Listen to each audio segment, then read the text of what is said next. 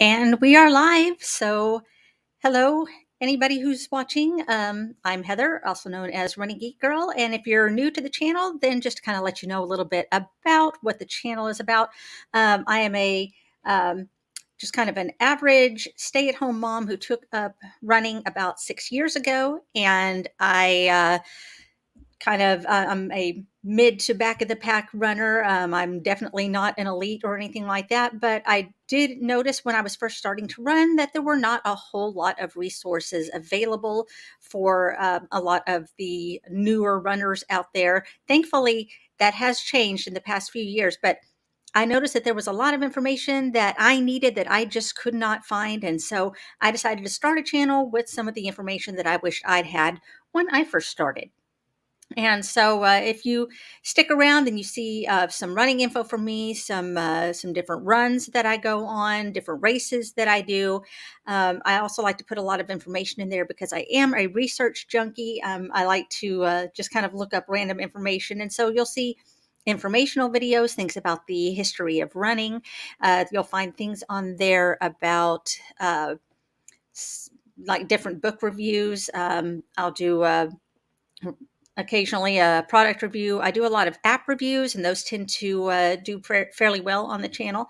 So, anyway, the reason that I am doing a live stream today is because I had so much that I specifically wanted to say about the Little Rock Marathon that I wasn't sure that I wanted to do that in a video. And I know that some people had some questions about the marathon. They have sent those to me. And also, if you are watching, if you have any questions, then feel free to drop those in the comments as we go along, and I will answer them as best I can. But I just thought this would be a whole lot easier than putting together a video, would it just be to do a live stream and kind of talk about my experience with the marathon. So one of the questions that I got was from Kyle McHugh. Make sure that you check out his channel, by the way. He has a great channel here on YouTube, and he has come back from an injury. He just ran the New York Marathon. He's got a great TikTok, too, if you want to check him out there. So make sure that you check him out. But he asked about the shoes that I saw on the runners. And if you are in Arkansas, then pretty much the top two brands that you are going to see at just about every single race are going to be New Balance or Nike. So that's the answer to your question, Kyle. What shoes did I see there? For the most part, runners around here will do, they'll wear New Balance or they will wear Nike. Hi, Susie's here. Hello, Susie. And everybody make sure that you check out Susie's channel as well. She has an awesome channel and she just ran the New York Marathon as well. So make sure that you check her out. She and I are also going to be doing a live stream on Saturday. And we both happen to be running the Walt Disney World Marathon in January. So we're going to be talking about that. Kyle had, so Kyle's question about, the different shoes that I saw.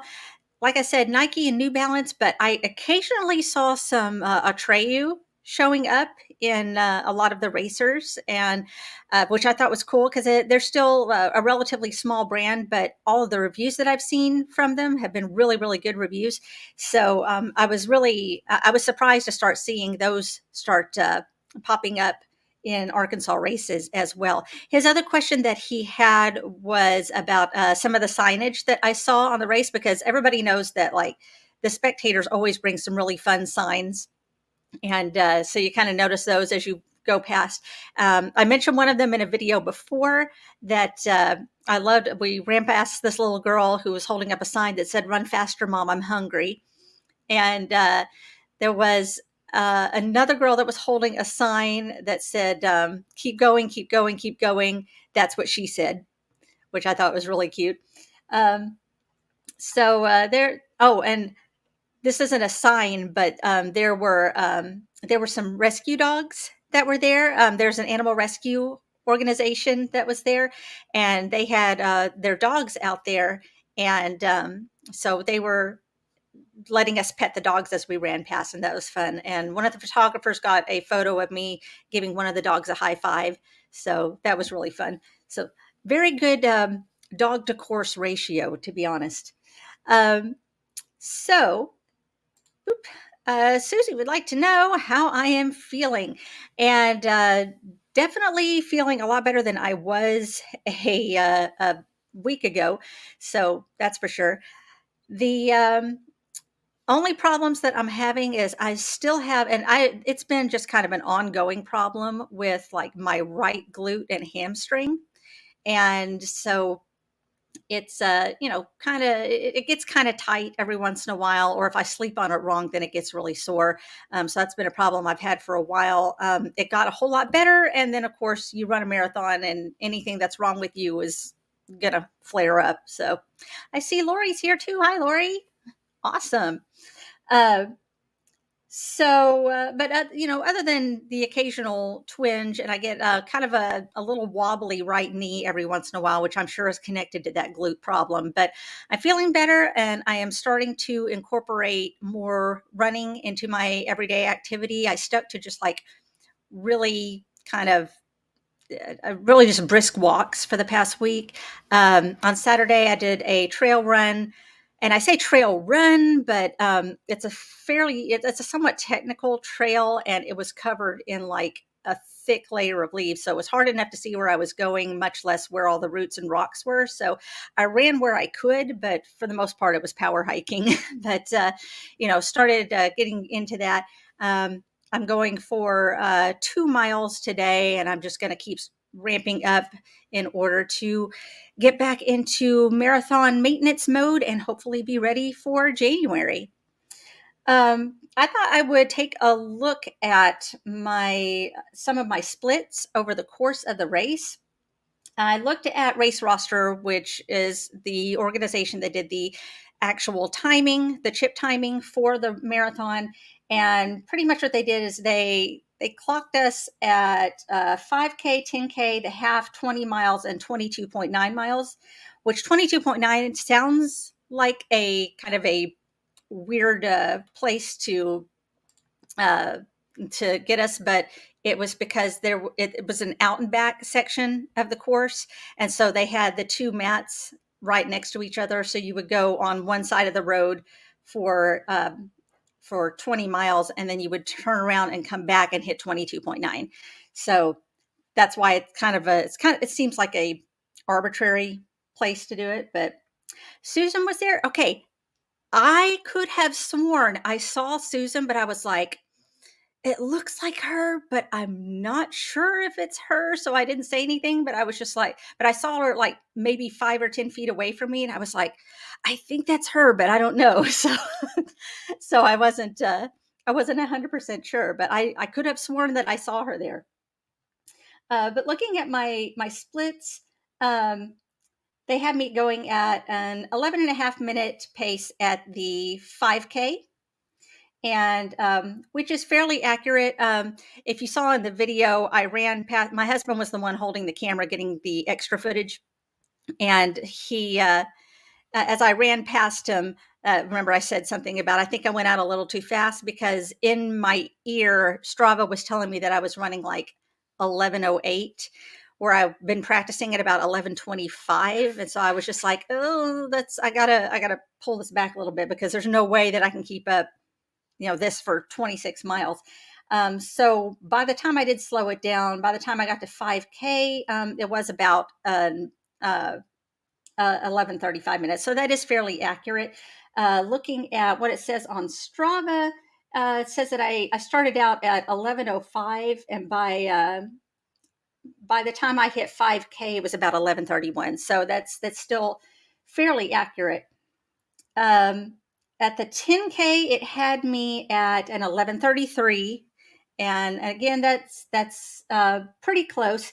There were a couple of times in there where I ran like under 11 minutes, and I'm not sure why I went that fast. I think that was a slight downhill section, if I remember correctly, which there's not too many actual really good downhill sections in Little Rock, so that's why that one may have gone a little bit faster. At the half, I was running at it still had me at an 11:35, so I had just barely slowed down. And looking at Strava at the half, I believe at one point I ran a 12-minute mile, and I believe that's because I stopped to go to the bathroom.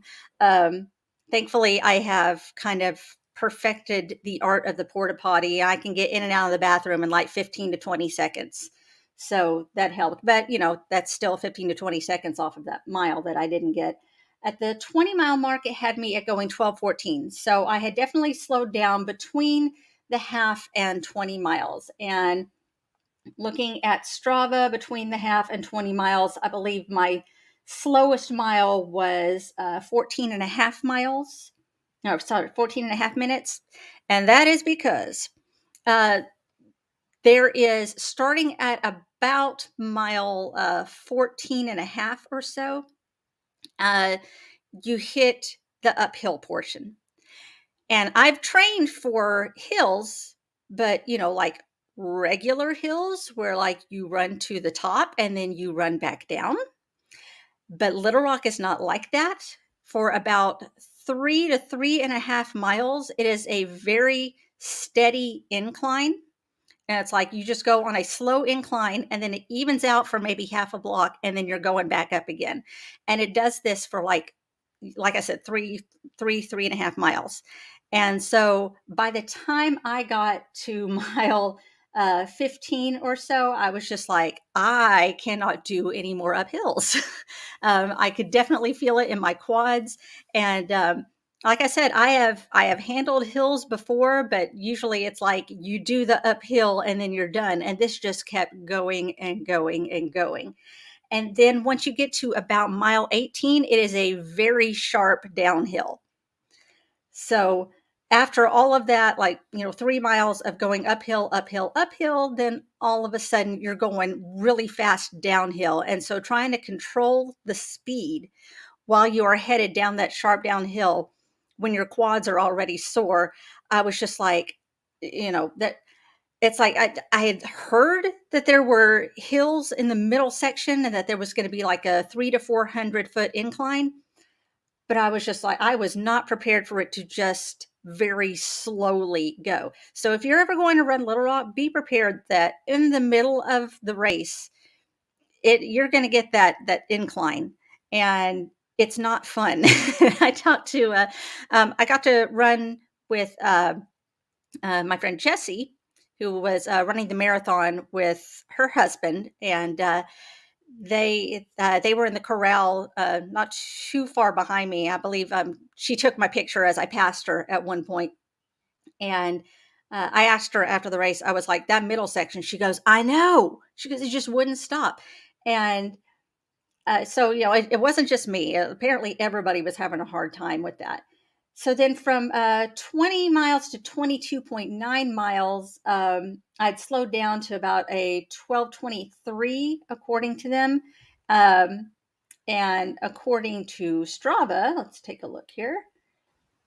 According to Strava, I did slow down, but thankfully it wasn't terrible. I think at the slowest that I went was right before the end, believe it or not, because if you watched the video, then you probably saw that there was, after all of that, I had slowed down to a walk because I saw ahead of me that there was one last hill. And thankfully, this was a normal hill, and that I was going to just, go up and then go back down and not just keep going uphill for 3 miles. But it was still enough where I was just like, I've been running 25 miles at this point, running and walking 25 miles. My quads are shot, and I cannot run up this hill. It's just like I do not have it in me to run up this hill. And so I said, if I can just get to the top of the hill, I will run the rest of the way. And that's what happened. I came up to the top of the hill, and as I started to feel the ground start to slope down, I was like, okay, now we're going to run. And so managed to run the rest of the way to the finish line. So you get kind of an idea from the race roster splits, but you kind of get a better idea of exactly where I was struggling by looking at what I was doing on Strava, because you could definitely see there were times when I slowed down. Um, let's see. Susie just wanted to know if I run walked for Little Rock, and yes, I did. I started out doing a 9-minute run to 1-minute walk, and that worked for a while. I can usually keep that up for around 15 miles or so, but then once I hit that hilly section and I really started wearing down, I just wasn't able to maintain that anymore, and so I switched to, I believe, a 3-minute run to 1-minute walk, and that ended up working a little bit better for me for the remainder that I was out there. So I do plan on doing run walk for Walt Disney World Marathon. I'm going to toy around with some of the run walk ratios between now and then, and just kind of see what works for me. I may do either a 2 and 2 or a 4 and 1. So we'll uh, we'll see just how that works for me. Now that I'm kind of exiting recovery mode and getting more into uh, maintenance mode to make sure that I'm ready for January, then I'll start kind of messing with that as my runs get longer. So um, as far as okay, cool, 4 and 1. The thing is, you're probably a faster 4 and 1 than I am, because I'm still running at like an 11.5 minute mile. So um, as far as mentally, what I was doing during the marathon, and this was where it really got interesting. Um, I kind of I I hit I got run over by the struggle bus a lot earlier than I thought I was going to, and that was interesting because normally I can kind of push my way through, a longer run. Like in my training runs, I did 22, 24 mile runs, and so that it was something that I should have been prepared for. But let me tell you, with this race, by the time I hit mile 10, I was just about to cry because it's just, you get that voice, at some point in a long run or in a race, you get that voice in your head that says, uh, why exactly am I doing this? And I don't want to do this anymore. And for me, for some reason, this hit at like mile 10. And uh, I was just thinking to myself, you know, I don't know if I can do this. What even am I thinking? I'm not even halfway done yet, and I'm already tired. And what is wrong with me?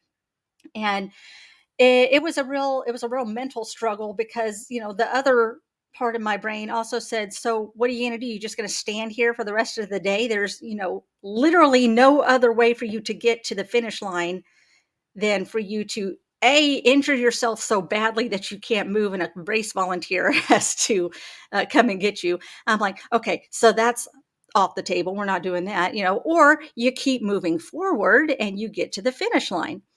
It's like, those are my only options right now. So might as well just, keep moving forward. And so there were a lot of times when I'd stop for a walk break and I think to myself, do I really want to run again? And then, that's when I spend a lot of time training myself, don't think, just run. So, it's like if I had stopped to think it, to kind of rationalize not running, then I would have probably stopped running. But I was just like, you know, don't think, just run. Don't give yourself time to talk yourself out of it. It's like it's time to run, start running. So, yeah. Oh, at mile 17, Susie. Yeah, definitely. See, for me, it usually my tough spot is between like mile 18 to 20, and then if I can get past that, then it's okay. But man, I was not expecting to, at mile 10 start fighting with myself. So, and there was a possibility that Andy was going to be able to see me by the time I hit mile 14, but then it turned out that he couldn't get to that part of the course, which was probably good because I probably just would run over and started crying because I was like, if I see anybody that I know, I'm probably just going to cry and quit. And I was like, I don't want to quit. So the eternal mental struggle that you go through during a marathon of, you know, I want to quit, but I can't quit. It's It's a lot. It is a lot. And when I talked to Jessie later, she said she got hit by the struggle bus about the same time. She said right about mile 9 or 10, she was just like, I don't want to do this anymore, and I totally get it. And I'm not sure if it was just because all the nerves leading up to that day just kind of wore me out. I don't know if it was the course itself. Who knows? But it was rough. And then you get to about mile 22 or so, and you start thinking to yourself, I'm so close to the finish line. But that finish line is still like 4 miles away, and that's a long time. So again, you really have to dig deep at that point and just kind of tell yourself the only way is to keep going. There's no way to the finish line except forward. And I was like, finally, I just told myself, look, if you have to crawl to that finish line, you're gonna get to that finish line. There's got to be some way. So let's see. So, did I have nerves leading up to the marathon? I did, but I spent a whole lot of energy trying to ignore them. um, just focus on what do I need to get done today is what I did. And probably a lot of anxiety for the marathon just comes from thinking about what could go wrong. There's no point in worrying about what could possibly go wrong. It's like, of course, be prepared if something does go wrong, but to be prepared for things to go right. Because honestly, the conditions for Little Rock were fantastic because it was 50 degrees and we had a cloud cover, and that's why it was somewhat warmer, because before then we had like 20-30 degrees, and so that's what I was kind of preparing for that morning. But we had that cloud cover to kind of trap the heat in, and so we ended up having a 50-degree race. And it was nice. So there was no blazing sun. There was it was perfectly great weather. So, we definitely lucked out there. But yeah, I mean, there's so much energy that you could spend thinking about what could possibly go wrong, um, and that's really just it's energy that you're wasting, to be honest. Because you know, you got to expect things to go right too. So that's where a lot of anxiety comes from. Is just assuming the worst, really, and all you can do is just hope for the best. And really, if you go into a marathon, you just kind of have to accept, and it was this way for half marathons as well. If you're going into a marathon or half marathon or really any sort of distance, you just have to embrace the fact that you're going to be uncomfortable. And even more than that, there's times where it's going to hurt. And I remember at one point, I just felt absolutely sick to my stomach. And I knew it wasn't a hydration or fueling issue or anything like that. I was just so stressed and I was just starting to get mentally worn out already, that it was making me feel sick. And that finally wore off around the half marathon mark or so. So but you just have to know that you're going to be uncomfortable, you are going to hurt, and then you have to just be okay with that. And and know that that is part of the whole experience, is knowing that you're going to be hurting and that you have to keep going anyway.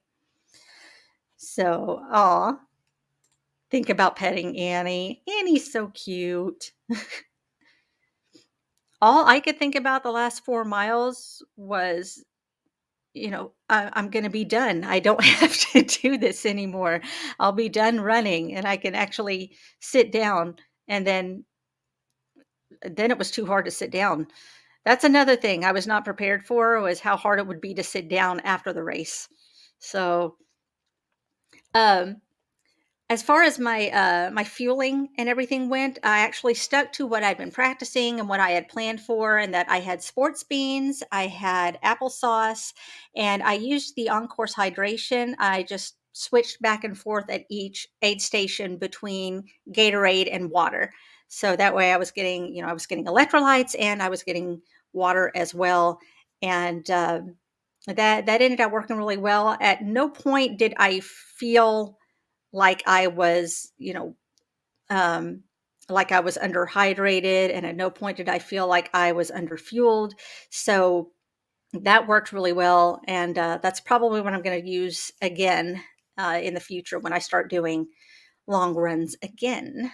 So, and then as far as oh yeah, as far as aid stations, this was another fun thing because of course you have your regular Little Rock volunteer manned stations. They have oranges, they have bananas, they have Gatorade, they have water, but then there are other organizations that will also, just like in any marathon, other organizations will also uh, pay for a spot on the race course. And so, like, you'll have marching bands out there or cheerleaders out there. And there were people, since we went through residential areas, there were people that were just out in their front yards that were handing out bottles of water, or they would have like great big buckets of candy. And so people would get candy as they ran by. Some people got really creative. At I believe mile 9, there was a mimosa station. So they had like these little shot sized mimosas as everybody went by. There was a brewery um, giving out pretzels and little shots of beer. There was a run through Bloody Mary station. Um, there was a run through communion station. So if you had missed church that day due to the marathon, then you could still take communion while you were on the run. Um, I remember at mile 20 or 25 and a half or so, I was running through and there was a whole station of people and they were all dressed up like different animals. And one guy jumped in front of me. He sees my baby. He goes, "Heather, you're here. We've been waiting for you. Come have a beer." And so one of them handed me like this little glass of beer. And so I knocked it back real fast and they were all like, "Yay, she's going to finish. Have fun at the finish line." So I go running off. And like I mentioned before, Order of the Eastern Star and Dillard's Department Store, they partner with the L'Oreal factory that is in Little Rock, and they have these great big baskets of different shades of lipstick. And so, if you want to freshen up before you hit the finish line, then you can grab some lipstick, and you can wear lipstick for your pictures. So that was fun. Once we got to the end, of course, they have the bell that you can ring. They have photographers all over the place. Um, I did end up purchasing digital downloads of all of my pictures. And so I'll start sharing some of my favorite ones on Instagram. So make sure you check my social media links down below so that you can see all of that. But get inside, and they had like just this whole wall of different places where you could stop to get something to eat. They had pasta, they had cookies, they had, bananas, oranges, chips. Um, let's see, they had like Coke, Diet Coke, Dr. Pepper, Sprite. They had free beer. Um, they had, milk, chocolate milk, juice. So tons of stuff to choose from. And they just let you go through and grab everything you wanted, gave you a bag to carry it in so that you could go into the athletes village and refuel. So, oh, thanks for coming. So yeah, that was just a little bit of kind of what was going on with me during the marathon. It was definitely a struggle. Normally, I don't have that much of a mental struggle to get through, but man, I was really fighting that day to get to the finish line. But I made it, and um, looking ahead to the Disney World Marathon in January, of course, 26 miles is 26 miles, but each course that you go on is totally different. They all have their own challenges. There's a lot more flat area in in the Disney World Marathon, but then there is kind of an uphill that you have to go on right towards the end because you have to kind of go on this ramp to go over the highway to get back into Epcot. So I do remember that part. It's right at the end. So there's that. And then of course in just like in Arkansas, in Florida, you don't know what you're getting into with the weather. So, you know, but this is where now that I'm kind of more recovered, I can start concentrating a little more on building back up to a marathon maintenance kind of area. So hopefully get at least one more 15 to 20 mile run in before I have to start tapering again. So, any more questions for me? I am so glad that you guys are here.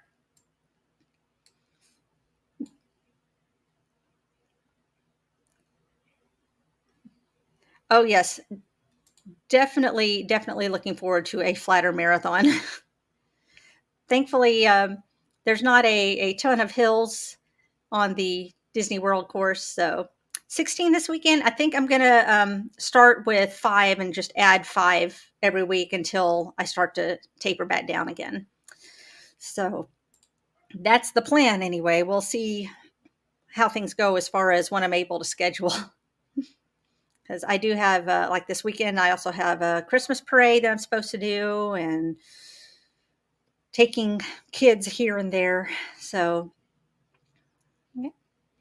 Well, that is my Little Rock Marathon experience. And oh, yeah, just keep the biscuits warm. Definitely. That is true. So, well, thank you all for being here. If you have any further questions for me, then make sure that you drop them down in the comments so that I can check those out. Just to let you know that there is going to be another live stream that's going to be this Thursday, and that is with the Masters of YouTube, and I believe that's on my channel. So, going to be doing that. So make sure that you tune in. That is going to be at 7 o'clock Eastern, 6 o'clock Central Time this Thursday. Unless we need to move it, I don't know, but that's the plan so far. And then, of course, I will be on Susie's channel on Saturday, and we're going to be talking about the Walt Disney World Marathon, and which is it's going to be interesting because Susie has definitely done more marathons than I have, but I've done a lot more Run Disney races than she has. So, we both have some expertise that we're bringing to the table. So make sure that you check us out, especially if you have any interest at all in Run Disney races and you would just kind of like to hear us talk about it and how we're prepping for it. So um, check out Susie's channel and she'll get you all the information for that. But thanks again, everyone, for being here. I really appreciate it. And make sure that if you have not subscribed to the channel, that you have hit that subscribe button. I've got running content that comes out all the time.